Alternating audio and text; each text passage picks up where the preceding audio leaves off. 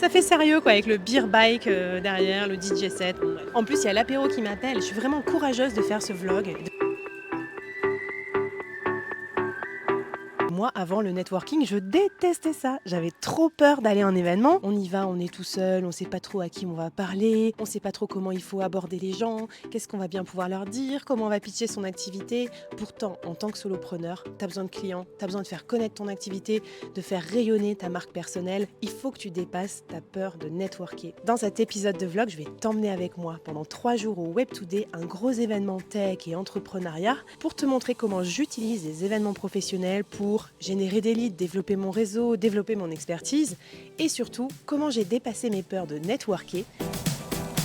Deuxième partie, si t'es sage, comment se faire inviter à une conférence en tant que speaker. Je vais te raconter comment je suis passée de spectatrice l'année dernière au Web Today à speaker cette année.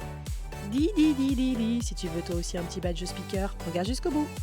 Kit de survie du solopreneur en événement professionnel. C'est parti, j'ai bien chargé les micros, j'ai fait mon sac, je suis ready pour le Web Today. Je vais vous emmener avec moi dans ce vlog.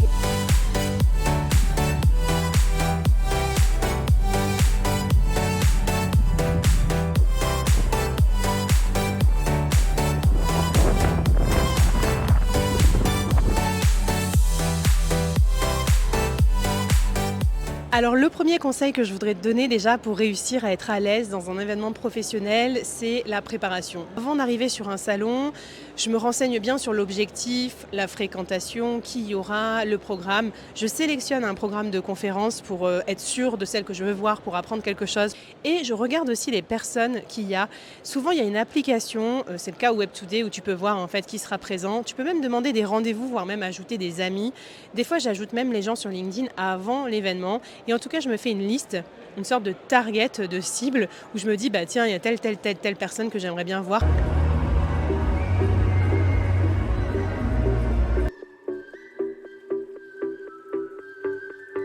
Deuxième conseil, c'est mon kit de survie pendant l'événement. J'ai un ordi chargé de la veille, un téléphone chargé, des chargeurs évidemment. Je prends aussi avec moi mes micros. Par exemple, ces micros-là portatifs, mais aussi des micros qui vont me permettre de faire des micro-trottoirs et interviewer des gens. Je vais t'en parler tout à l'heure. C'est une de mes techniques pour briser la glace et être meilleure en networking.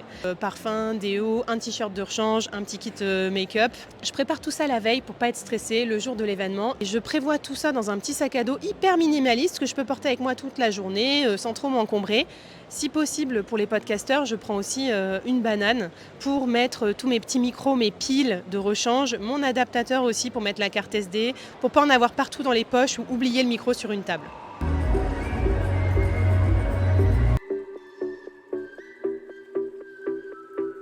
Une erreur fréquente que je vois chez beaucoup d'entrepreneurs, solopreneurs, c'est de venir accompagner. Alors je ne vous dis pas qu'il ne faut pas venir avec des amis, mais le problème c'est quand tu viens pas seul, quand tu viens avec des amis, tu vas rester englué avec tes amis parce que tu as peur d'aller parler à d'autres gens, tu as peur de l'inconnu, du coup tu restes en groupe comme ça. Moi mon conseil pour bien optimiser un événement de networking, viens tout seul. D'ailleurs c'était le premier défi que je me suis donné pour vraiment dépasser mes barrières. Je me suis inscrite à un événement de networking toute seule à Paris, je me rappelle c'était il y a peut-être 10 ans, et j'y suis allée et en fait je suis ressortie vivante.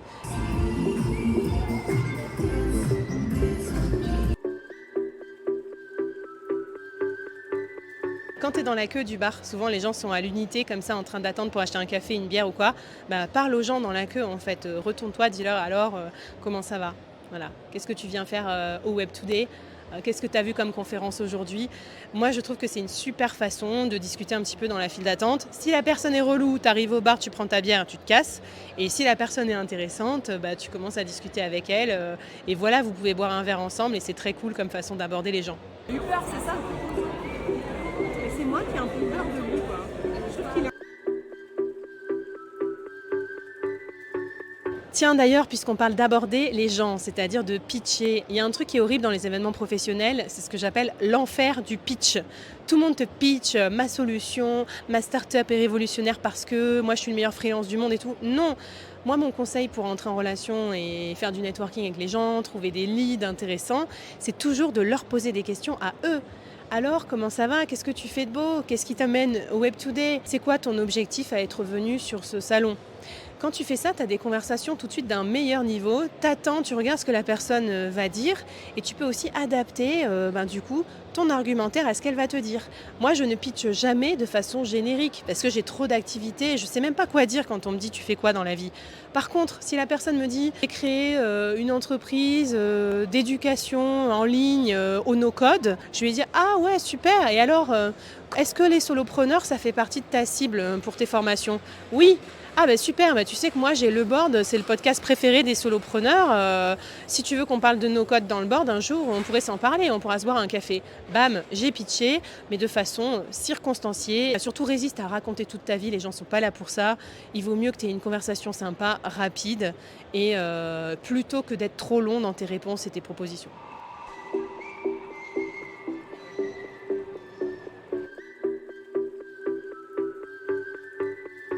Libère ton agenda, ne prévois pas autre chose pendant l'événement. Oui, ok, tu peux avoir un petit call client par-ci par-là ou te dire bon, il faut que je poste ce post LinkedIn ou cet email, mais pas trop.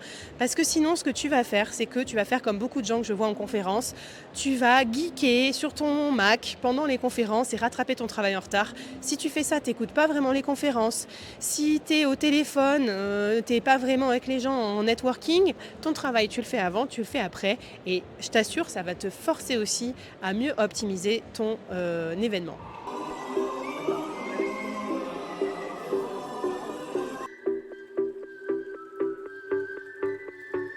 Après, pour le jour J, j'aime bien choisir aussi une tenue confortable, mais quand même un peu remarquable. J'ai mis une casquette, mais pas n'importe quelle casquette. Ma casquette Bob l'éponge, vert fluo.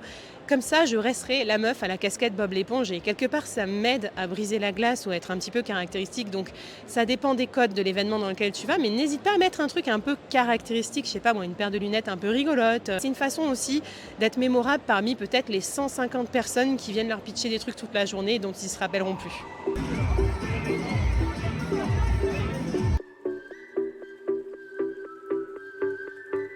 Pendant que tu es dans l'événement, tu peux faire du live tweet. Poster une story de l'événement en taguant l'événement, faire un post sur LinkedIn, faire un live tweet, d'où son nom, sur Twitter. Parce que des fois, quand tu fais ça, tu utilises le hashtag ou je sais pas le nom de l'événement, les gens vont aller regarder dessus. Ça va te permettre de créer du lien. Un autre tips trop cool que je voulais te donner qui m'a sauvé la vie niveau networking, réalise un petit micro-trottoir pendant l'événement. Moi, grâce à ce micro portatif, ça m'a donné le courage d'aller voir des gens, par le prétexte de réaliser un podcast collector, d'écrire un article sur le sujet ou d'écrire une newsletter. Ça m'a donné la force de les interpeller. Grâce à ça, j'ai rencontré des gens géniaux, des CEO, des founders de start-up que tout le monde attendait, faisait la queue pour aller voir. Utilise ton média personnel pour te donner le prétexte de contacter et d'interviewer les gens.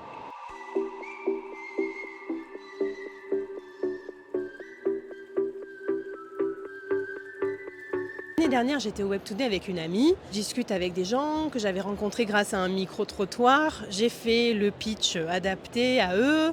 La conversation était sympa. Et je leur dis, on garde contact, je vous rajoute sur LinkedIn. Et là, je vois mon amie qui tique. Et en fait, elle n'avait pas l'habitude, elle, d'utiliser LinkedIn en situation de networking dans un salon. Alors ça, c'est très important. Les gens que tu vas croiser, tu t'en rappelleras plus ou eux se rappelleront plus de toi parce qu'ils auront croisé plein de monde. Donc moi, ce que je fais, c'est que tout de suite, j'active mon QR code sur LinkedIn, je les fais me rajouter à leur réseau et direct après, si c'est intéressant pour nous qu'on continue la conversation, j'envoie tout de suite un petit MP en disant « c'est Flavie du Web Today ». Pour se souvenir qu'on doit prendre un café sur tel sujet. Grâce à ça, je développe mon réseau, les gens se rappellent de moi et on peut continuer la conversation une fois que le feu de l'action est terminé parce que les salons, les événements, c'est hyper fatigant.